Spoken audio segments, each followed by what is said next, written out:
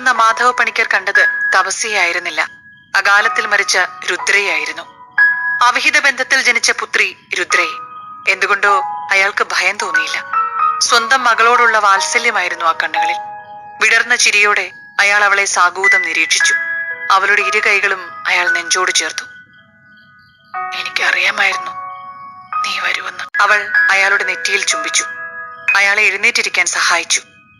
ഇതൊക്കെ കണ്ട അത്ഭുതത്താൽ നിൽക്കുന്ന ആദിത്യനെയും അഭിലാഷിനെയും കണ്ടുകൊണ്ടാണ് ഗൗതമിയും വസുന്ധരയും അകത്തേക്ക് പ്രവേശിച്ചത്. അയ്യോ മോളെ, അച്ഛൻ എഴുന്നേൽക്കാനാവില്ല, ഒരു വശം തളർന്നിരിക്കുക. ഗൗതമി അത് പറഞ്ഞു തീരും മുൻപേ മാധവ പണിക്കർ എഴുന്നേറ്റിരുന്നു. എല്ലാവരും അത്ഭുതത്തോടെ മാധവ പണിക്കരെയും തപസ്യയെയും മാറി മാറി നോക്കി. ഗൗതമി, എനിക്ക് വിശക്കുന്നു, കുറച്ച് കഞ്ഞി തരാമോ? തരോ അച്ഛാ. ഗൗതമി അടുക്കളയിലേക്ക് പോയി ഒരു പാത്രം കഞ്ഞിയുമായി തിരിച്ചു വന്നു. അത് കോരിക്കൊടുക്കാനായി മാധവ പണിക്കരുടെ അടുത്തേക്ക് ചെന്നു. അത് കണ്ട അയാൾ കൈയെടുത്ത് തടഞ്ഞു. പാത്രം മോൾക്ക് കൊടുക്ക. അച്ഛാ, അത്... ഗൗതമി ശങ്കിച്ചു നിന്നു. ഇന്നെനിക്ക് മോള് തന്നാ മതി, നീ കൊടുക്ക്. മടിച്ചു മടിച്ച് ഗൗതമി ആ പാത്രം തപസ്യയ്ക്ക് നേർക്ക് നീട്ടി. ഒരു ചിരിയോടെ അവൾ അത് വാങ്ങി. ഒരു വറ്റുപോലും ബാക്കി വെക്കാതെ അയാൾ അത് മുഴുവനും കുടിച്ചു. ഗൗതമിയും വസുന്ധരയും പരസ്പരം നോക്കി കണ്ണുമിഴിച്ചു. സാധാരണ ഒരിറ്റു വെള്ളം കുടിപ്പിക്കാൻ കഷ്ടപ്പെടുന്ന അവർക്ക് അത് അവിശ്വസനീയമായിരുന്നു. നമുക്കൊന്ന് നടന്നാലോ? അതൊന്നും വേണ്ടച്ചാ, അച്ഛൻ വിശ്രമിക്കേ. ഇത്രയും ദിവസം വിശ്രമമായിരുന്നില്ലേ ഗൗതമി?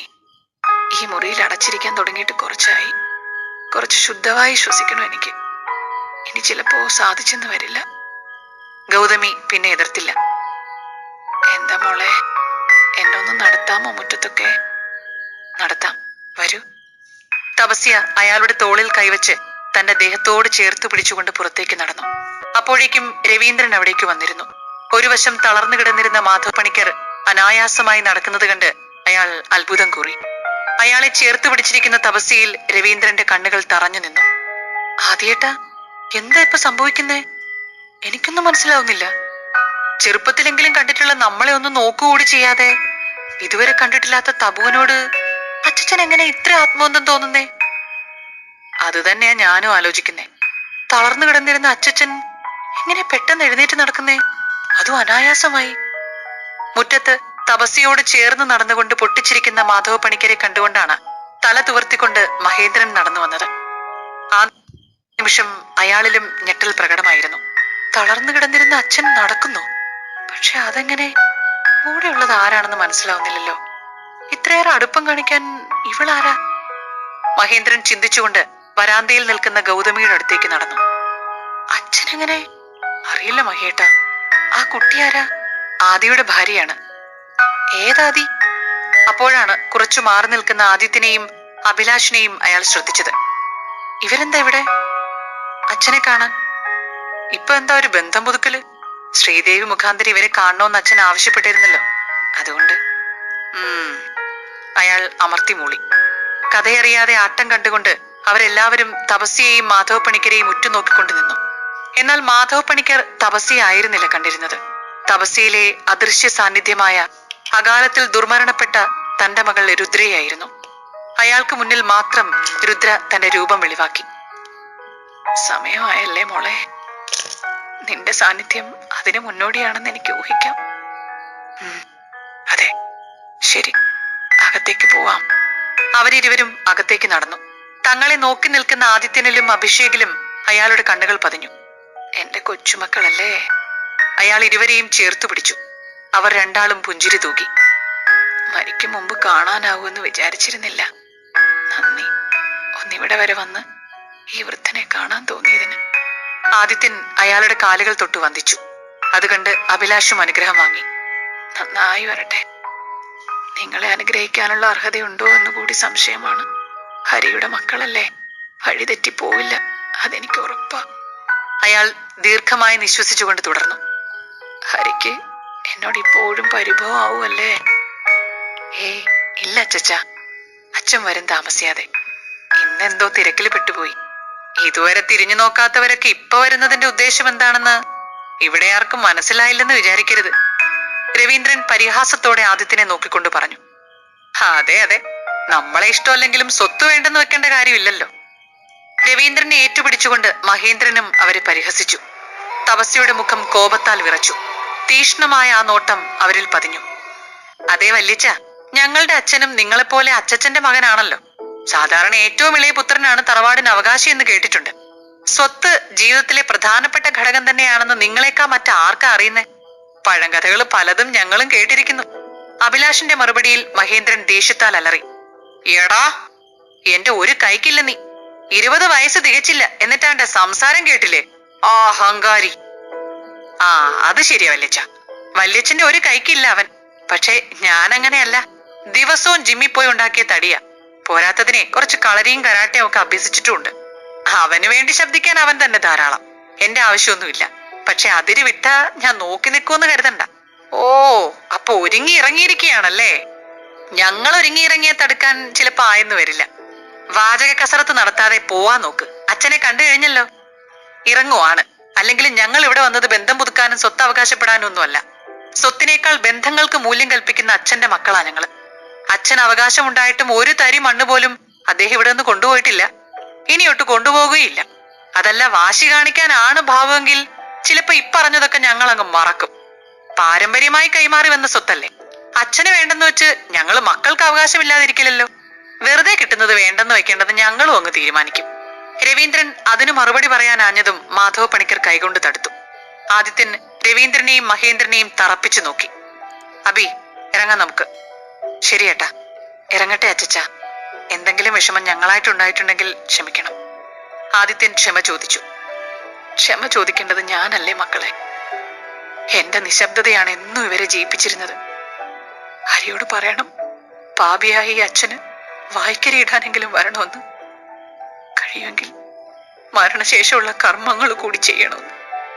ആത്മാവിനെങ്കിലും ശാന്തി കിട്ടട്ടെ. ആദിത്യനും അഭിലാഷും തലയാട്ടി. ഗൗതമിയോട് മാത്രം കണ്ണുകളാൽ യാത്ര പറഞ്ഞുകൊണ്ട് തപസ്യയുമായി അവിടെ നിന്നും അവരിറങ്ങി. കാറിൽ കയറുവാൻ നേരം തപസ്യ രവീന്ദ്രനെ തിരിഞ്ഞു നോക്കി. അയാൾക്ക് തന്റെ സപ്തനാഡികളും തളരുന്നത് പോലെ തോന്നി. ശരീരമാകെ ഒരു ചൂട് പടരുന്നത് പോലെ. പെട്ടെന്ന് അയാൾ അവിടെ കിടന്നിരുന്ന കസേരയിലേക്ക് ഇരുന്നു. മുഖത്ത് തങ്ങി നിന്ന വിയർപ്പ് കണങ്ങളെ തന്റെ വലത് കൈയാൽ തുടച്ചു നീക്കിയ രവീന്ദ്രൻ മുഖമൊന്നുയർത്തിയതും ഞെട്ടി പുറകിലേക്ക് ചാഞ്ഞു. തന്റെ തൊട്ടുമുന്നിൽ ഒരു നൂലിട വ്യത്യാസമില്ലാതെ അവൾ. രുദ്ര. ഭയം മൂലം രവീന്ദ്രൻ അലറാൻ ശ്രമിച്ചുവെങ്കിലും അയാളുടെ കണ്ടത്തിൽ നിന്നും ശബ്ദം പുറത്തേക്കെത്തിയില്ല. അപ്പോഴേക്കും ആദിത്യന്റെ കാർ പടികടന്ന് റോഡിലേക്ക് ഇറങ്ങിയിരുന്നു. തബു, നീ അച്ചച്ചനെ മുമ്പ് കണ്ടിട്ടുണ്ടോ? ഇല്ല. പിന്നെങ്ങനെയാ അദ്ദേഹം നിന്നോട് ഇത്ര അടുപ്പം കാണിച്ചേ? അറിയില്ല, ഞാനും അത് ആലോചിച്ചബി.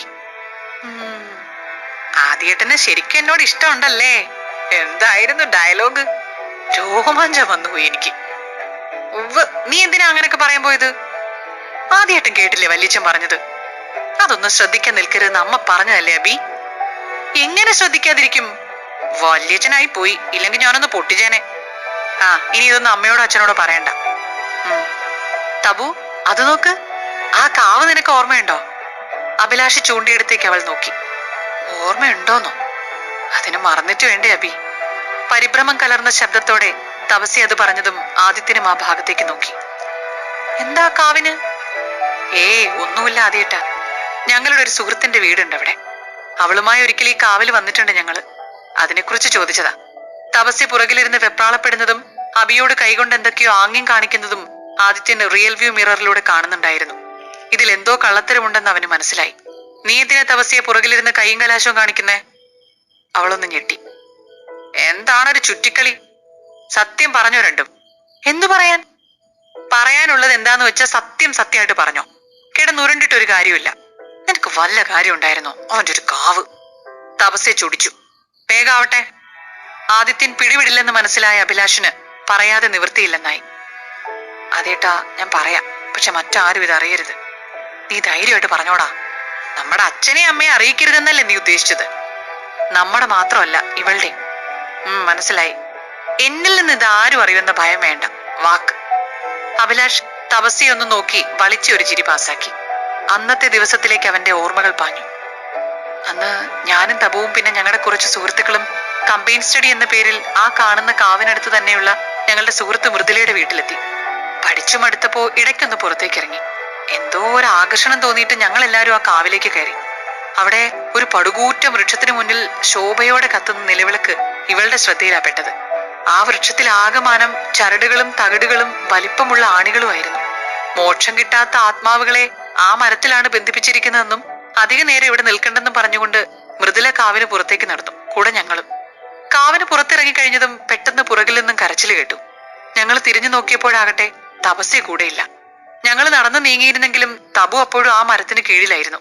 ഇവളുടെ വസ്ത്രത്തിലേക്ക് ജ്വലിച്ചു നിന്നിരുന്ന ആ വിളക്കിൽ നിന്നും എങ്ങനെയോ തീ പടർന്നിരുന്നു. ഞങ്ങൾ ഓടിച്ചെന്ന് എങ്ങനെയോ തീ അണച്ചു. ഭയത്താൽ വിളറി വെളുത്തിരുന്ന ഇവൾക്ക് ഭാഗ്യത്തിന് കൂടുതലൊന്നും സംഭവിച്ചില്ല. പക്ഷെ അന്നു മുതൽ അഗ്നി കാണുന്നത് ഇവൾക്ക് ഭയമായി. അന്നത്തെ പേടി തട്ടിയതാവാം. ആദിത്യൻ റിയർവ്യൂ മിററിലൂടെ പുറകിലിരിക്കുന്ന തപസ്യ എന്ന് നോക്കി. എത്ര നാളായി ഈ സംഭവം നടന്നിട്ട്? അധികമൊന്നും ആയിട്ടില്ല, കൂടിയാൽ 6 മാസം അല്ലേടി? വീട്ടിൽ ഇതേപ്പറ്റി ഒന്നും പറഞ്ഞിട്ടില്ലേ? ഇല്ല. അപ്പോ വസ്ത്രം? മൃദുലയുടെ വസ്ത്രം ധരിച്ചാ വീട്ടിലെത്തിയത്. ഇവള് ചെളിയിൽ തെന്നി വീണെന്നും അഴുക്കായത് മൂലം മാറിയതാണെന്നും പറഞ്ഞു ഫലിപ്പിച്ചു. ഇതൊന്നും ചെന്ന് പറഞ്ഞേക്കല്ലേ കേട്ടോ. ആലോചിക്കാം. വീണ്ടും അവന്റെ ദൃഷ്ടി കണ്ണാടിയിൽ പതിഞ്ഞു. അവളും ആ നിമിഷം അതിലേക്ക് നോക്കി. ഒരു മാത്ര അവരുടെ മിഴികൾ പരസ്പരം ഇടഞ്ഞുവെന്ന് തോന്നി. ആ നിമിഷം തപസ്യ തന്റെ കണ്ണുകൾ പിൻവലിച്ചു. ആദിത്യന്റെ ചുണ്ടിൽ ഒരു മൃദു മന്ദഹാസം വിരിഞ്ഞു.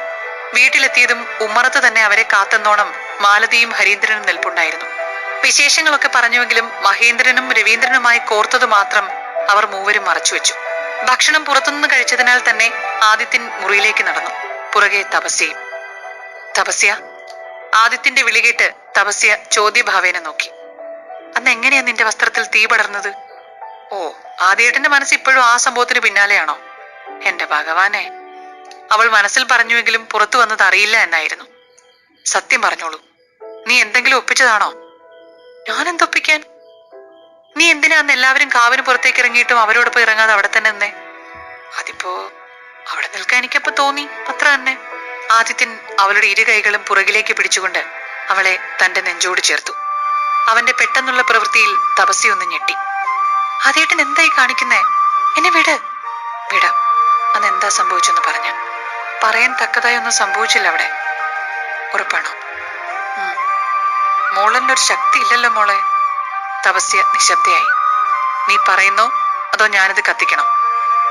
ആദിത്യൻ ലൈറ്റർ അവളുടെ കൺമുന്നിലേക്ക് പിടിച്ചു. തപസ്യയുടെ മുഖം ഭയത്താൽ വിവർണമായി. കത്തിക്കട്ടെ ഞാൻ? വേണ്ട, കൈ വിട്, ഞാൻ പറയാം. ആദിത്യൻ അവളെ തന്റെ പിടിയിൽ നിന്ന് മുക്തിയാക്കി. അത് ഞാനന്ന്... ആ പോരട്ടെ. അന്ന് ഞാൻ ആ മരത്തിൽ നിന്ന് ഒരു ആണി വലിച്ചൂരിയിരുന്നു. അപ്പോഴാ തീ പടർന്നത്. പക്ഷെ എങ്ങനെയാണെന്ന് എനിക്കറിയില്ല. ആ വിളക്ക് എന്നിൽ നിന്നും ഒരല്പം മാറിയാ നിലകൊണ്ടിരുന്നത്. നീ എന്തിനാ അത് ഊരിയെടുത്തത്? അത് വെറുതെ ഒരു ആകാംക്ഷ. ആത്മാക്കളെ ആണിയടിച്ച് ബന്ധിപ്പിച്ചിരിക്കുന്നൊക്കെ പറഞ്ഞാ എങ്ങനെ വിശ്വസിക്കാനാ? അപ്പൊ നീ ആത്മാവ് വരുമോന്ന് പരീക്ഷിച്ചു നോക്കിയതാണോ? അവൾ വീണ്ടും നിശബ്ദയായി. അഭിക്കറിയാമോ ഈ കാര്യം? ഇല്ലെന്ന രീതിയിൽ അവൾ തലയാട്ടി. അതെന്തേ നീ പറയാതിരുന്നത്? അവൻ നിന്റെ മനസാക്ഷി സൂക്ഷിപ്പുകാരനല്ലേ? അത് പിന്നെ അന്ന് തീ പിടിച്ചതും പിന്നെ അതിനോടുള്ള ഭയം എല്ലാം കൂടി ആയപ്പോ ശരിക്കും ആത്മാവ് മോചിപ്പിക്കപ്പെട്ട് നിന്റെ ശരീരത്തിൽ കുടിയേറിയെന്ന് വിചാരിച്ചോ? തപസ്യ ശിരസ് കുനിച്ചു. അവൻ പൊട്ടിച്ചിരിച്ചു. മണ്ടി. അത് കേട്ടതും കെറിവിച്ചുകൊണ്ട് തപസ്യ വസ്ത്രം എടുത്തുകൊണ്ട് കുളിമുറിയിലേക്ക് കയറാൻ തുടങ്ങി. തപസ്യ, അവൾ പിന്തിരിഞ്ഞു നോക്കി. നിനക്കെന്നോട് ദേഷ്യാണോ? അല്ല. ഇഷ്ടാണോ? അവളൊന്ന് പകച്ചു. മറുപടി പറയാനാവാതെ മുഖം താഴ്ത്തി നിൽക്കുന്നത് കണ്ട് ആദിത്യൻ അവളുടെ അടുത്തേക്ക് നടന്നു. അവൻ തന്റെ വലത് കൈയാൽ അവളുടെ മുഖം മെല്ലെ ഉയർത്തി. പറയേ, ഇഷ്ടാണോ നിനക്കെന്നെ? ആദ്യേട്ടാ, എനിക്ക്... അല്ലല്ലേ? അതല്ല. പിന്നെ? എനിക്കറിയില്ല. ശരി, ഭാവിയിൽ എന്നെ ഇഷ്ടപ്പെടാനുള്ള എന്തെങ്കിലും സാധ്യതയുണ്ടോ? അതും അറിയില്ല. മറ്റാരെങ്കിലും നിന്റെ മനസ്സിലുണ്ടോ? അയ്യോ ഇല്ല. അപ്പൊ എന്നെ സ്നേഹിക്കാനാവില്ലേ? അത് ആദ്യേട്ടൻ എന്നോട് വെറുപ്പല്ലേ എന്നാര് പറഞ്ഞു? എനിക്കറിയാമല്ലോ, ചെറുപ്പം മുതൽ ഞാൻ കാണുന്നതല്ലേ. ചെറുപ്പത്തിൽ വികൃതി കാണിക്കാത്ത ആൺകുട്ടികളുണ്ടോ? അതിനർത്ഥം അത് വെറുപ്പായിട്ടാണെന്നാണോ? ഞങ്ങൾ ആണുങ്ങൾ മാത്രാണോ? നിങ്ങൾ പെൺകുട്ടികൾ മോശമാണോ അക്കാര്യത്തില്? അവൾ മൗനത്തെ കൂട്ടുപിടിച്ചു. തപസ്യ, പറയും, എന്നെ സ്നേഹിക്കാനാവോ നിനക്ക്? അനന്യ, അതാണോ കാര്യം? ആ അധ്യായം ഞാൻ എന്നേക്കുമായി അടച്ചു. അതിലേക്കൊരു മടങ്ങിപ്പോക്ക് ഇനിയില്ല. ഞാൻ കാരണം അനന്യ ഉപേക്ഷിക്കണ്ട. നിങ്ങളുടെ ജീവിതത്തിൽ ഒരിക്കലും ഒരു വിലങ്ങുതടിയായി ഞാൻ വരില്ല. നീ കാരണം തന്നെയാ, സംശയമൊന്നുമില്ല അതില്. നിന്നെയാകും എനിക്ക് ഈ ജന്മത്തിൽ വിധിച്ചിരിക്കുന്നത്. അത് ഞാൻ ഉൾക്കൊള്ളുന്നു. ഞാൻ കാരണം ആരും ത്യാഗം ചെയ്യണ്ട. അതെനിക്കിഷ്ടമല്ല. ത്യാഗമൊന്നും അല്ലടോ. നിനക്കറിയാത്ത ഒരു കാര്യം കൂടിയുണ്ട്. അനന്യയെ പ്രണയിക്കും മുമ്പ് ഞാൻ മറ്റൊരാളെ ഈ ഇടനെഞ്ചിൽ കൊണ്ട് നടന്നിരുന്നു. ആരെ? തപസ്യ ഒരു ഞെട്ടലോടെ ആരാഞ്ഞു. അറിയണോ നിനക്ക് അതാരാണെന്ന്? വേണം. കണ്ണുകളടയ്ക്കും. എന്തിന്? ആളെ കാണണ്ടേ നിനക്ക്? അതിന് ഞാൻ കണ്ണടയ്ക്കുന്ന എന്തിനാ? നിനക്ക് കാണണമെങ്കിൽ ഞാൻ പറയുന്നത് അനുസരിക്കണം. കാണണോ വേണ്ടയോ? കാണണം. ഞാൻ കണ്ണടച്ചോളാം. തപസ്യ കണ്ണുകൾ അടച്ചു. നീ എന്റെ കൂടെ വാ.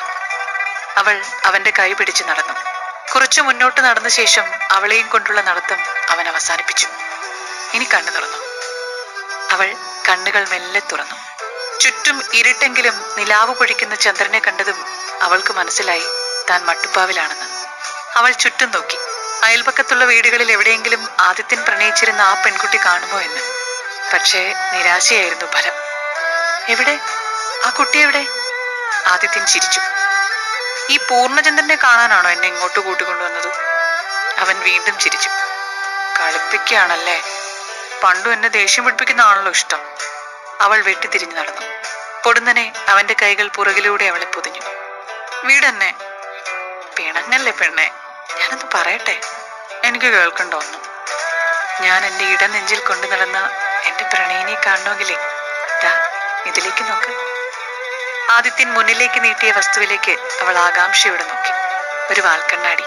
അതിൽ തന്റെ പ്രതിബിംബം കണ്ട അവൾ ശങ്കയോടെ അവനിലേക്ക് കണ്ണു നട്ടു. കണ്ടോ എന്റെ പ്രണയിനി? തപസ്യ ആദിത്യനിൽ നിന്നും അകന്നു മാറി. അഭിനയം നന്നായിരിക്കുന്നു. ആദിത്യനെ പുച്ഛത്തോടെ ഒന്ന് നോക്കി അവൾ അകത്തേക്ക് നടന്നു. കാര്യം മനസ്സിലാകാതെ അന്താളിപ്പോടെ അവളെ നോക്കി അവനും നിന്നു. തുടരും.